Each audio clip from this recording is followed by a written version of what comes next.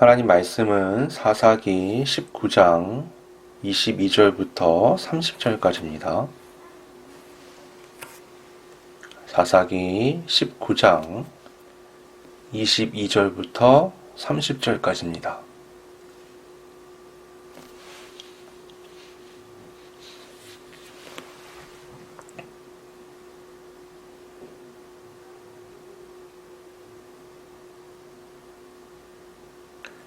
봉독하겠습니다. 그들이 마음을 즐겁게 할 때에 그 성읍의 불량배들이 그 집을 애워싸고 문을 두들기며 집주인 노인에게 말하여 이르되 내 집에 들어온 사람을 끌어내라. 우리가 그와 관계하리라 하니 집주인 그 사람이 그들에게로 나와서 이르되 아니라 내 형제들아 청하노니 이 같은 악행을 저지르지 말라. 이 사람이 내 집에 들어왔으니 이런 망령된 일을 행하지 말라. 보라, 여기 내 처녀딸과 이 사람의 첩이 있은즉 내가 그들을 끌어내리니 너희가 그들을 욕보이든지 너희 눈에 좋은 대로 행하되 오직 이 사람에게는 이런 망령된 일을 행하지 말라 하나 무리가 듣지 아니하므로 그 사람이 자기 첩을 붙잡아 그들에게 밖으로 끌어내매 그들이 그 여자와 관계하였고 밤새도록 그 여자를 능욕하다가 새벽 미명에 누운지라. 동틀 때에 여인이 자기의 주인이 있는 그 사람의 집 문에 이르러 엎드러져 밟기까지 거기 엎드러져 있더라.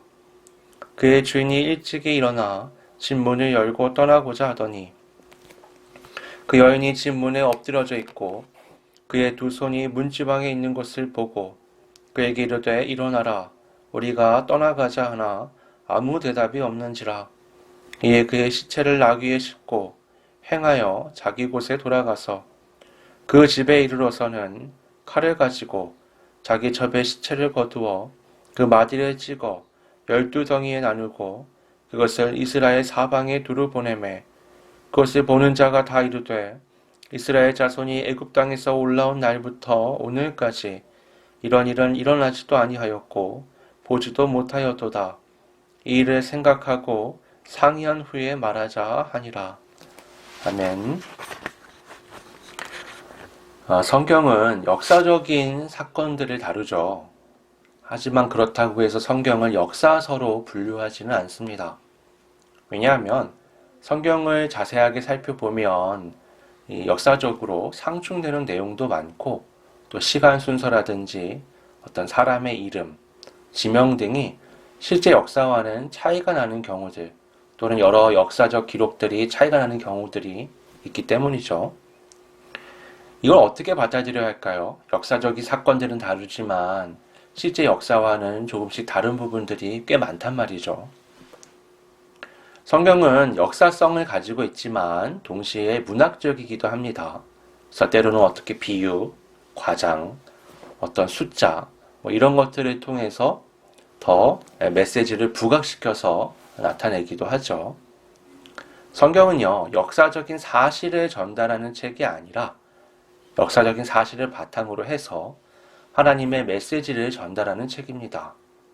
그렇기 때문에 역사적인 오류가 성경 안에서는 크게 문제가 되지 않아요. 오히려 성경의 기자들이 의도적으로 역사적 사실과는 좀 다르게 성경을 기록할 때도 있습니다. 중요한 것은 그렇게 해서 기록된 그 말씀이 하나님이 전하시려는 메시지를 사람에게 제대로 전달한다면 그건 아주 좋은 방법이 될 수 있는 거지 잘못된 방법은 아닌 겁니다. 사사기에서도요, 이런 역사적인 오류를 우리가 쉽게 발견할 수 있습니다. 쉽게 말해서 그 사사기에 등장하는 사사들이요, 역사적인 순서대로 나타난 사람들이 아니에요. 역사적으로는 사실 뒤죽박죽입니다. 이 사사기는요, 무엇이 주제냐? 하나님이 이스라엘을 바로 세우기 위해서 택하신 사사들마저도 점점 타락해 가며 결국 구제불능의 상황, 도저히 답이 안 나오는 상황으로 이스라엘이 치닫는 것을 보여주는 겁니다. 그렇기 때문에 사사들의 등장은 시간 순서대로가 아니라 얼마나 더 온전한 모습에서 더 타락한 모습이냐 이 어떤 일정한 방향성을 가지고 등장하는 거죠. 그래서 시작이 온니엘이었고요. 그 끝에 삼손이 있었습니다. 사사기의 결론부라고 할 수 있는 17장부터 21장의 말씀, 17장, 18장은 우리가 지난 2주 동안 보았는데요. 또 오늘부터 살펴볼 특히 이 19장부터 21장의 말씀은 사실은 시간 순서로 보면 상당히 앞에 있어야 되는 말씀입니다. 하지만 사사기 기자는 이것을 맨 마지막에 배치를 하고 있습니다. 이것도 같은 이유 때문이에요. 19장부터 21장에 등장하는 이스라엘의 타락상이 바로 사사기에서 말하려고 하는 결론부에 해당하기 때문입니다. 이스라엘이 얼마나 타락했는지를 보여주기 위해서 시간 순서상으로는 앞에 있어야 할 말씀을 가장 뒤에 배치해서 결론으로 보여주는 거죠. 우리가 지난 2주간 살펴본 미가, 이 레위 청년, 단지파의 이야기는 그 사사들의 악영향으로 인해서 이스라엘이 얼마나 종교적으로 타락했는가를 보여주는 거였습니다. 그들은 종교 혼합주의에 빠져 있었죠. 여러 종교 중에서 내가 원하는 것만 취해가지고 섬기는 겁니다. 그리고 내가 꺼려지는 것, 내가 받아들이기 힘든 것들은 버리는 거죠.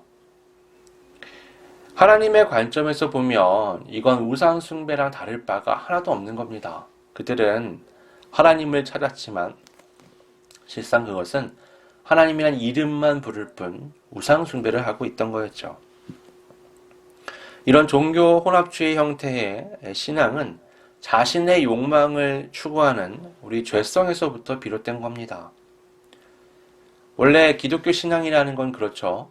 하나님의 말씀에 맞춰서 내 자신을 변화시켜 가는 겁니다. 율법이라는 걸 보면 그렇잖아요. 무엇을 해라, 무엇을 하지 말라. 왜 하라 하지 말라고 하냐면요. 우리가 잘 못하니까 하라고 하는 겁니다. 또 우리가 자꾸 잘못된 걸 하니까 하지 말라고 하는 거죠. 그 과정을 통해서 하나님께서 기대하시는, 하나님께서 본래 창조하셨던 하나님의 형상을 우리가 회복해 가는 겁니다. 그래서 바른 신앙이란 끊임없이 자신을 살피며 자신을 쳐서 복종시키고 하나님의 말씀을 통해 내가 기대하지 않았지만 그 말씀을 통해서 하나님의 사람다움을 회복해 가는 것. 성화의 과정을 살아가는 게 신앙의 목적입니다. 하지만 혼합주의 같은 형태의 신앙은 그렇지 않죠. 자기의 욕망을 기준으로 세워놓고 그것을 충족시키기 위해서 하나님을 거기에 맞추는 겁니다. 그러니까 내가 싫어하는 것들은 다 덜어내버리고 내가 좋아하는 것, 인정하고 잘 맞는 것들만, 그 하나님의 말씀들만을 적용시키는 거죠. 미가, 레위 청년, 단지파는 모두 자신의 욕망을 성취하기 위한 도구로서 하나님을 이용했습니다. 그들은 사실 나름대로 목적을 다 이루었죠. 미가는 큰 부자였고요. 레위 청년은 자신의 출신을 넘어서 출세를 했습니다. 단지파는 고대하던 땅을 차지했죠. 그러나 그들이 그 목적을 성취하는 과정에서 하나님의 살아계심을 전혀 발견할 수가 없습니다. 이들의 이야기가 이스라엘의 종교적 타락에 초점이 맞춰졌다면 오늘부터 이어지는 이 말씀은 이스라엘의 사회적 또 윤리적 타락에 초점이 맞춰져 있습니다. 오늘 본문이 포함되어 있는 19장 1절은 이렇게 시작합니다. 이스라엘의 왕이 없을 그때에. 우리가 자주 보는 표현이죠. 지금 3주째 이 표현을 보고 있는데요. 이 말씀은 앞으로 이어지는 이 레위인과 관련된 또 이것이 발단이 되어서 벌어지는 모든 일에 하나님이 왕으로서 계시면서 간섭하신 게 없다는 겁니다. 하나님하고는 상관없이 벌어진 일들이라는 것을 암시하는 거죠. 에브라임 산지에 어떤 레위인이 살았는데 그가 결혼을 했습니다. 그러니 어느 날 아내가 자신을 떠나서 처가로 돌아간 겁니다. 2절에 보면 이 여자가 행음을 했다고 말하는데 사실 원어를 살펴보다 보면 이건 적절한 표현이 아닙니다. 원어를 보면 행음보다는 화가 났다라고 보는 게 더 적절해요. 이 당시는요, 명예를 아주 중요하게 여깁니다. 그래서 만약에 이 여자가 행음을 했다면 그 남편이 찾으러 갈 이유가 없어요. 또 그 여자의 아버지도요, 딸을 받아주지 않습니다. 그러니까 이 여자는 행음했다기보다는 무엇인지 모르지만 화가 나서 그 아버지의 집으로 돌아갔다는 겁니다. 3절을 봐도 이 남자가 아내에게 다정하게 말해서 달래서 데려오려고 처가를 향했다고 말하잖아요. 모든 것을 종합해 보면 이 여인은 행음한 것이 아니라 뭔가 정당한 이유로 화가 나서 처가로 돌아간 겁니다. 오히려 잘못은 이 레위인 남편이 했을 가능성이 훨씬 큰 거죠. 그렇게 아내가 떠난 지 4개월이 되었습니다. 돌아올 줄 알았는데 돌아오지 않는 거예요. 그래서 이 레위인이 어쩔 수 없이 그 아내를 달래서 데려오려고 처가인 베들레헴을 향합니다. 처가에 도착했는데 의외로 아내가 자기를 따뜻하게 맞아주는 거예요. 그리고 장인도 자신을 잘 대접해주는 겁니다. 뭔가 잘 문제가 풀리는 것 같았는데 문제는 4일째부터 일어났습니다. 본래 이때 손대접 문화는 3일 동안 묻지도 따지지도 않고 손님을 대접하는 거예요. 장인도 그걸 알고 사위도 그걸 알죠. 그러니까 3일 동안은 그냥 서로 즐겁게 지낸 겁니다. 4일째 아침에 이 남자가 떠나려고 짐을 싸고 있는데 그 장인이 와서 얘기하는 겁니다. 아쉬우니까 한나절만 더 있다가 오후에 떠나는 게 어떻겠느냐. 그래서 또 먹고 마시고 시간을 즐겁게 보내죠. 오후가 되자 장인이 또 말리는 겁니다. 봐라, 해가 벌써 기울었다. 곧 어두워지니 오늘은 여기서 묵고 가는 게 어떻겠느냐. 어쩔 수 없이 또 하룻밤을 묵게 되죠. 다음날 아침에 떠나려고 하는데 또 장인이 붙잡는 겁니다. 그 남자는 또 한나절 붙들려 있었지만 이제 장인이 또 저녁이 되어 붙잡자 그때는 뿌리치고 이제 길을 떠나죠. 근데 이미 해가 기울었기 때문에 멀리 가지 못합니다. 그 레위인에겐 종이 있었는데 그 종이 그 근처에 있는 여부스에서 머물자고 제안을 합니다. 여부스는요, 예루살렘의 옛 명칭이에요. 그 당시에는요, 그곳에 이스라엘 사람들이 아닌 이방인들이 살고 있었습니다. 이 종의 제안은 꽤 합리적이에요. 이미 해가 기울었기 때문에 광야에서는 매우 위험하잖아요. 그러니까 이 도시로 들어가서 하룻밤을 머무는 게 적절했습니다. 그런데 레위인이 그걸 거부해요. 그리고는 기브아를 향해서 갑니다. 모르는 민족이 있는 곳에 머무는 것보다는 자신의 민족이 있는 곳에 머무는 게 더 좋다고 판단을 한 겁니다. 왜냐하면 이스라엘의 손대접 문화가 더 친절했기 때문이죠. 그는 이스라엘 사람이었고 그 중에서도 하나님이 거룩하게 구별하셨던 레위인이었습니다. 그러니까 레위인이라는 것 하나만으로도 이스라엘 백성들이 사는 곳에서는 꽤 좋은 대접을 받을 수 있었던 거예요. 그래서 그는 기브아를 향했습니다. 그런데 이상하죠? 이들이 광장에 있는데 아무도 그들을 대접하지 않습니다. 이 당시에 손 대접은요, 이거는 의무예요. 반드시 해야 하는 겁니다. 이를 행하지 않는 것은 매우 불명예스러운 것이었어요. 원래 규칙이 있는데 이렇습니다. 선착순이에요. 누구든지 먼저 손님을 발견한 사람이 데려다가 대접을 하는 겁니다.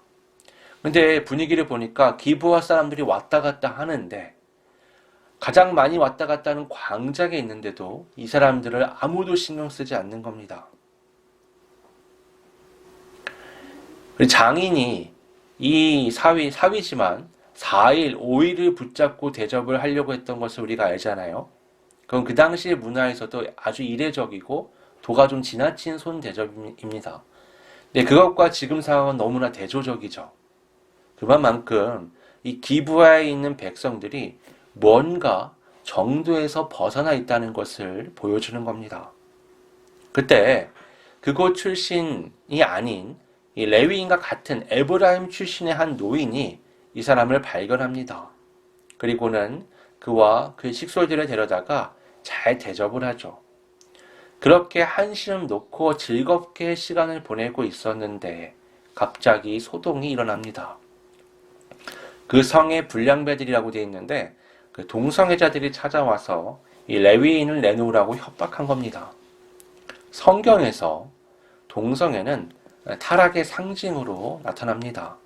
대표적인 것이 소돔이죠. 천사들이 소돔을 멸망시키기 위해서 소돔 안에 들어갔을 때 아브라함의 조카 롯이 그들을 맞이합니다. 그때 그 성에 있는 남자들이 찾아와서 천사를 내놓으라고 소동을 벌이죠. 그때 소돔은요, 이방인들이 살고 있는 지역이었습니다. 지금 이 기브아는 이스라엘 백성들이 살고 있는 지역인 거죠. 이스라엘과 소돔이 구분이 안 될 정도로 타락한 겁니다. 이 레위인이요, 굳이 여부스가 아닌 기브아에서 머물려고 했던 것은 그 손대접 문화와 치안 때문이었습니다. 그런데 오히려 여기에서 대접을 받지 못했을 뿐만 아니라 아주 위험한 상황에 처하게 된 거죠. 그런데요, 이어지는 내용들이 더 이상합니다. 이 노인의 대처가 아주 이상한데요. 노인은 그 불량배들에게 자신에게 처녀 딸이 있고 또 이 레위인의 아내가 있으니 그 둘을 내어줄 테니 마음대로 하라고 말합니다. 다만 이 레위인만은 손대지 말라라고 얘기하죠. 손님을 보호하는 건 손대접 문화에 있어서 아주 중요한 일입니다. 그러나 그것을 위해서 자신의 딸을 내어준다는 건 말도 안 되는 거죠. 게다가 자기 딸뿐만이 아니라 이 손님인 레위인의 아내까지도 내어주겠다고 말을 해요. 그 사람에게는 그럴 권리가 없습니다. 그 당시의 문화가 아무리 여자가 남자에게 종속되어 있다고 해도 그 여자의 권리는 사실 그 레위인에게 있지 이 노인에게 있는 것은 아니었습니다. 위기 상황이 계속되니까 이번에는 레위인이 자신의 아내를 그들에게 내어줍니다. 이건 역시 이해할 수가 없죠. 지금 화가 나서 떠난 아내를 달리기 위해 아주 먼 길을 갔잖아요. 그 아내를 모시고 집에 돌아가는 길이고 이제 화해하고 뭔가 분위기가 좋아졌는데 자신이 위기에 처하니까 그 아내를 방패로 삼는 겁니다. 이 레위인의 행동은 정말 이상한데 계속 이어집니다. 그는요, 아내가 그 성 사람들에게 강간과 폭력을 당하는 그 밤새 잠을 잤습니다. 그리고는 아침 일찍 일어나서 아무 일도 없다는 듯이 길을 나서려고 해요. 문 앞에 아내가 문 쪽을 향해서 팔을 뻗은 상태로 엎드려져 있었습니다. 그는 그녀에게 이렇게 말합니다. 일어나라, 우리가 떠나가자. 밤새 고통과 수치를 당한 아내에게 마치 아무 일이 없다는 듯이 일어나서 가자라고 말하는 거죠. 섬뜩하기까지 한 장면입니다. 그러나 이미 이 여자는 죽은 후였습니다. 이어지는 레위인의 행동은 더 무섭고 이상합니다. 그는 죽은 아내의 시체를 나귀에 싣고 집을 향했습니다. 시신을 잘 싸가지고 가는 것도 아니라 마치 짐처럼 나귀에 싣고 간 겁니다. 그리고는 집에 도착해서는 그 아내의 시신을 12토막을 내서 이스라엘 각 지파에 보냅니다. 나중에 사울이 왕으로 섰을 때 군대를 일으키는 과정에서 소를 12토막 내서 각 지파에게 보낸 일은 있습니다. 소는 하나님께 드려지는 제물이었잖아요. 이게 일종의 이스라엘 백성들을 자극해서 군대를 일으키는 한 방식이었습니다. 그런데 섬뜩한 것은 지금 이 레위인은 소가 아닌 사람, 그것도 자기 아내의 시신을 토막내서 보내는 겁니다. 이 이야기는요, 너무나 이상해요. 정상과 비정상이 막 혼재한 혼란스러운 이야기라고 할 수 있습니다. 아내를 사랑해서 어떻게든 달래려고 간 여정이었잖아요. 그런데 자신이 위기에 처하자 아내를 방패로 삼습니다. 그리고는 너무나 비정하고 비인간적인 태도를 보이죠. 고통과 치욕을 당한 아내에게 아무렇지 않게 일어나라고 말하는가 하면 죽은 아내를 제대로 장례도 치르지 않고 토막을 내서 군대를 일으키는 도구로 사용을 합니다. 여러분, 이렇게 군대를 일으키는 건요, 사사들에게서 볼 수 있는 모습이에요. 지금 이 레위는요, 나름대로의 정의에 불이 탔습니다. 스스로를 사사로 임명해서 온 이스라엘 앞에 자신을 세우는 거예요. 그러나 이것은 자신의 정의죠. 그는 스스로 보기에 옳다라고 여기고 사람들을 자극합니다. 하지만 제3자인 우리의 눈에는 그의 행동은 기이하죠. 이 이야기에서 또 하나 이상한 것은요, 누구의 이름도 나오지 않는다는 겁니다. 레위인도, 아내도, 장인도, 노인도, 누구의 이름도 등장하지 않아요. 그냥 지명만 등장을 하죠. 성경에서요, 이런 경우는 아주 드뭅니다. 이건 의도된 거라고 밖에 우리가 볼 수가 없어요. 사사기의 결론부에 해당하는 이 말씀은 온 이스라엘이 보편적으로 이렇게 타락했다라는 걸 보여주는 겁니다. 그 당시에 이스라엘 사람이라면 누구든 이 레위인이 될 수 있고요. 누구든 장인이 될 수 있고 누구든 기브아의 주민과 노인이 될 수 있습니다. 또 그 아내도 될 수 있는 거죠. 누구나 그러한 일을 맞을 수 있다는 것을 보여주는 겁니다. 특정인에게 국한된 것이 아니라 보편적으로 모든 이스라엘의 타락상이 이러했다라는 걸 보여주는 거죠.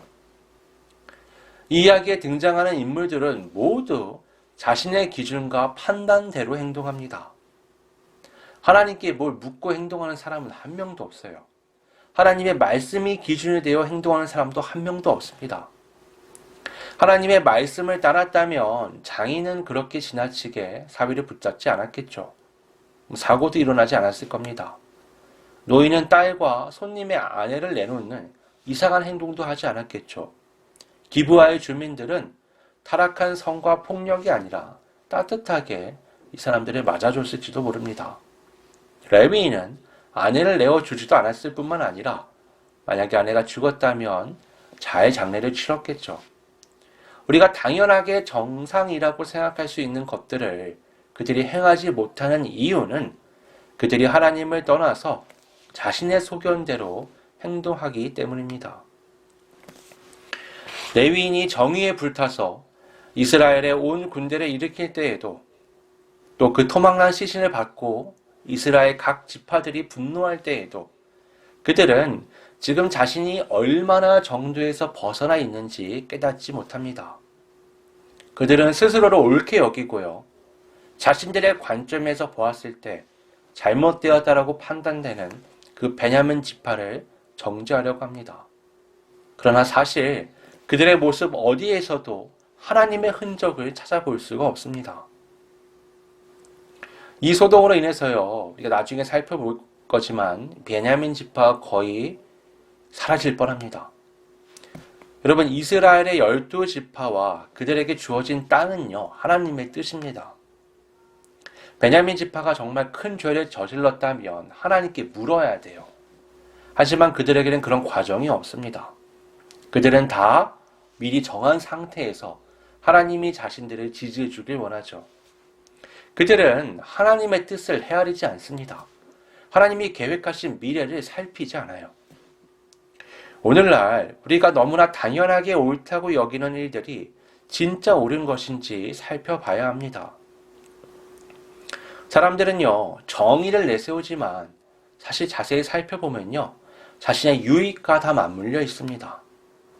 그것을 떠나서 보편적 관점으로, 객관적인 관점에서의 정의라는 것을 내세우는 사람을 찾아보기가 너무 힘들죠. 여러분, 세계대전을 한번 생각해 보죠. 2차 세계대전의 전범국은 독일이었죠. 유럽만 한정해서 생각을 해보면. 독일이 전쟁을 일으킨 건 우연이 아니었습니다. 1차 세계대전의 전범국도 독일이었거든요. 독일이 1차 세계대전에서 패한 다음에 승전국들에 의해서 막대한 피해 보상을 요구받습니다. 승전국들이 어떻게 했냐면 엄청난 금액을 벌금으로 물리면서 독일이 잘 갚지 못하니까 그 안에 있는 자원을 다 뜯어가요. 공장도 다 뜯어가고 공장에 있는 기계들도 다 가져갑니다. 그러니까 독일의 상업이 완전히 정지가 돼버린 거예요. 독일이 뭔가를 생산할 수가 없는 거죠. 그때 유럽의 많은 경제인들이 경고했습니다. 이 상황이 지속되면 독일이 돈을 못 갚는 건 둘째치고 그들 안에 독재자가 나오고 반드시 전쟁이 또 일어날 것이다. 실제로 그렇게 전쟁이 일어났습니다. 그러면 1차 세계대전은 왜 일어났느냐? 그 당시에 강대국인 영국, 프랑스, 스페인 등은 다 세계 여러 곳을 식민지로 삼았어요. 근데 뒤늦게 독일이 중앙 집권적인 형태로 나라가 서고 이제 산업혁명이 일어나고 이러면서 독일이 강대해지거든요. 독일이 밖을 살피니까 식민지로 삼을 국가가 없는 거예요. 이 열강들이 왜 식민지를 찾아다녔냐면 산업화로 인해서 대량 생산된 물건들을 팔 데가 없는 겁니다. 그래서 각 나라에 쳐들어가서 강제로 조약을 맺고 거기다가 물건들을 파는 거죠. 그리고 자원을 수탈해 가는 겁니다. 독일이 뒤늦게 강력한 국가로 올라섰지만 이미 식민지가 없잖아요. 그러니까 이제 어떻게 하느냐? 남의 걸 뺏어야 되는 거죠. 그 1차 세계대전에서 강대국들이 승리를 합니다. 독일은 패배를 하죠. 그러면 승리한 강대국들은 정의롭다고 말할 수 있을까요? 그들이 다른 나라에 쳐들어가서 강제로 조약을 맺고 자원을 수탈합니다.